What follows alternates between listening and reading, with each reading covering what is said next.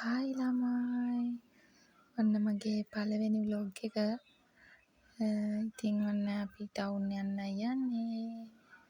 ඉතින් ඔන්න යන ගමන් යාළුවා ගියා යාගේ අම්මව බලන්න කියලා. ඉතින් ගිහිල්ලා එනකම් මං ඉතින් බලාගෙන හිටියා පැය භාගයක් විතර. ඊට පස්සේ ඔන්න අපි ටවුන් යන්න ගියා.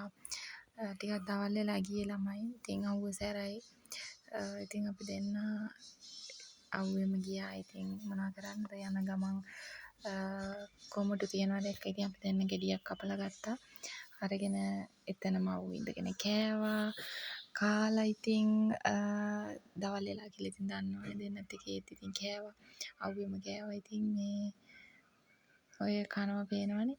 මේ රසයි ඇත්තටම රසයි කොමඩු රසයි. අපි දෙන්නත් එක්ක ගෙඩියම කෑවා.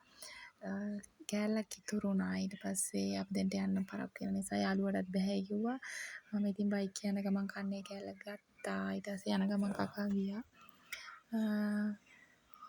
ඊට පස්සේ ඔන්න ටවුන් එකට ආවා. එතකොටත් අවුල් සැරයි. ටවුන් එකට ඇවිල්ලා අපි දෙන්න ඇසට් ලයින් එකට යන්න තමයි ගියේ. ඔය ඉතින් උඩගම හන්දියෙන් දාලා ඔය යනවා ඉතින් අපි දෙන්නත් එක්ක.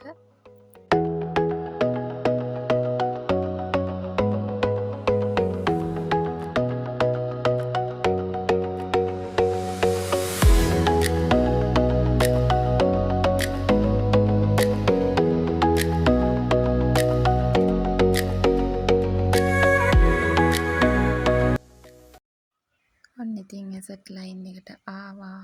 දැන් තිබුණු වැඩේත් කරගෙන අපි දෙන ගරාජ් එකට ගියා. බයික් එකේ පොඩි වැඩක් තිබුණා කරගන්න. ඉතින් ඒකත් කරගත්තා. ඊළඟට ෂොපින් ගියා. හැබැයි ගත්තේ නෑ ළමයි. ගන්න හොඳ ඒවා තිබ්බේ නෑ.